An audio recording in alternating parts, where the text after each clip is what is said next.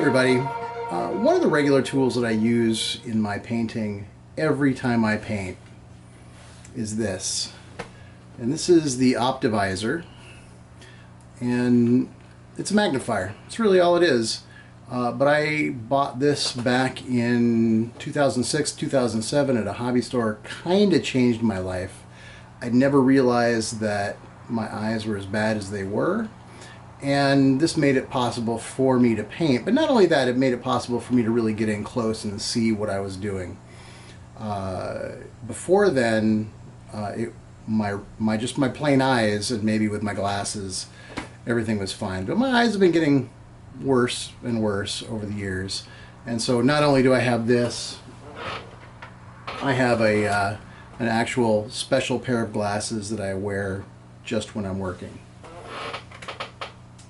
But although I like these, and for a decade they've worked fine for me, I periodically wonder if there isn't something better out there, something that might be more useful for me. So a couple of years back, some of you might recall that I reviewed this, and this is essentially, it's the same thing, but it has a few more features, and it had a light, and it had, and the thing that I was most interested in, it has a second lens that you can flip down and gives you more magnification. And while I kind of like it for that, it's a very special use case because it's a little bit heavy, especially with the batteries in for the light, which I probably shouldn't do anyway because I've never found the light to be particularly useful. But it's not as, like, I can wear this all day, every day, and I do. And this one I can't do that. And it's not, in general, not as comfortable anyway. But for the price, and if you wanted to find out if you know, a magnifier was going to help you, or the style of magnifier was going to help you, this is not a bad one to get. But there is another style of magnifier out there that I was interested in trying, and that is the binocular style magnifier. Now let me show you what I picked up. This is a clip-on magnifier. It goes on your glasses. Now you can get these in a lot of different formats. This was just the cheapest and easiest one for me to try out. You can get them on a headpiece, not unlike the Optivisor, where it just sort of hangs in front of your eyes.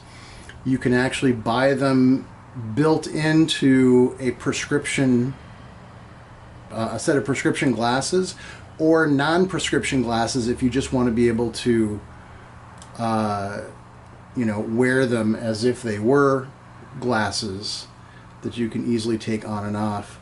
But these clip on, and I thought that would be the most convenient way for me to try these out, and I have. And just real quickly, these are not going to replace my Optivisor for a couple of reasons. First is, and I kind of had an inkling that this might be the case when I ordered these, is that these are a little heavy right here on the glasses. They're not too bad, but I can't see wearing them every day. So, because they kind of just, they drag on your glasses and they make your glasses dig a little bit into your nose, and that's no good. But for short periods, it's fine. It's just I can't see doing it for the number of hours that I would normally need to wear this. Now there's another thing. They are a little fiddly. You have to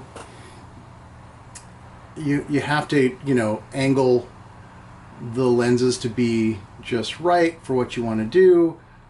They are adjustable here so that you can get them exactly where you need them for your eye spacing. And that's not really that fiddly because you set it once and you're good to go. But this part is a little weird because it can easily get knocked out of alignment, and then you kind of need to find that sweet spot again. But the thing that really kind of bothers me the most is that when I'm wearing the Optivisor, I can put the Optivisor on and I wear it, I would say most of the time, if I know I'm going to be using it, I wear it about here, right? So if I duck down, or tip my head down, I should say, I'm looking through the magnifier. Okay, maybe a little bit more like that. And if I look up, then I can look past it. It's almost like wearing bifocals, except really crappy ones. But it works, and then I can just flip it up out of the way, and it's not bothering me anymore. But when I'm looking at what I'm working on, the transition from not using it to using it is immediate. When I use these, there is a moment of kind of disorientation, and now I'm back to these things not being properly set up. But there's a moment of disorientation where my eyes need to kind of figure out what they're doing as each eye finds, there we go, as each eye finds the lens that it needs to be using, and then focuses in on the work.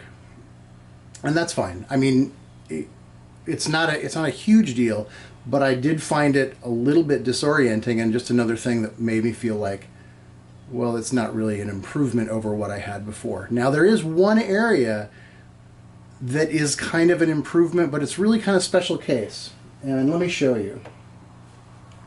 Let's say I'm going to work on this figure, and I'm using my Optivisor.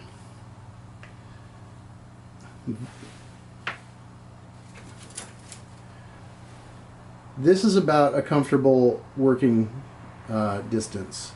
Yeah, right about there. Can you see that? All right. Without it, I'm about here, and I can't see anything anyway. But with it, I'm about this distance. It's about like a brush distance from the magnifier to the piece. And that's perfectly fine when I'm just working. I find it very comfortable. It's fine. Where that becomes a problem is where I'm trying to record videos, and I've got the camera overhead shooting down onto the work, and so if I have it down and I'm trying to find a good place for my head to be, it's very easy for me to get my head in the way. So if you've watched a number of my videos in the past, you may have seen me say, well, I'm going to go off camera and do more of this work. And that's because there's no comfortable way for me to do the work where I can see it and shoot it in video. So a lot of times I'm having to position myself in a way where you can see what I'm doing, but I can't really do a good job at it because I'm not comfortable. So that's the Optivisor. With the binocular, this is my work distance, right about here. Now remember, the distance before was about a brush distance. This is about a brush and a half, let's say. And so that gives me the ability to see what I'm doing and work on it without getting in the way. Now, I haven't tested this on camera yet, but I'm planning to.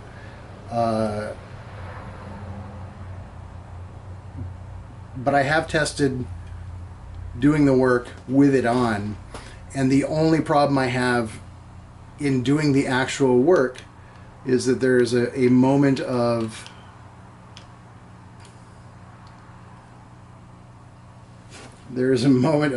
disorientation in depth perception, because part of the problem is you're all, in addition to seeing the magnified mini, you're seeing around it as well. So you almost need to sort of like look over here and get your brush in and then focus in and then do your work. And it's not too bad. It's not too bad at all. It's still not as great as having this on, and you have a much wider field of view. And I'll see if I can give you a visual example. So this might be what it looks like with the magnifier, whereas this is what it looks like with the binocular. And as you can see, it's a drastic difference. So anyway, I think I spent $10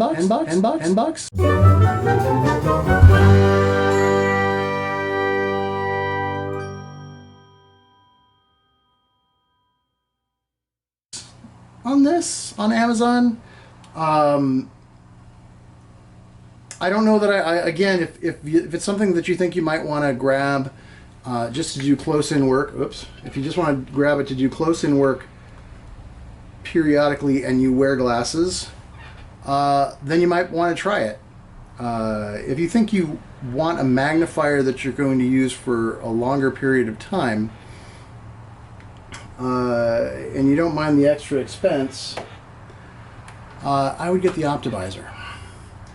But if you want to find out if an Optivisor is even something that you can work with, because not everybody can, find the cheaper Chinese knockoffs, and again, they go for somewhere between $10 and $15, whereas this is going to run you about $30, I think. If that's, if you think that's something you might want to do. The thing about the cheap Chinese ones is they'll last you a little while, but they're not going to last you forever. This one, again, this actual Optivisor is more than 10 years old for me. And also the design has been around forever. The very first hobby store that I worked at in 1985 sold these. So yeah, it's kind of it's a tried and true design. So that's it. I hope you found that useful, and let me know what you think. That's it. I'll talk to you later. Bye.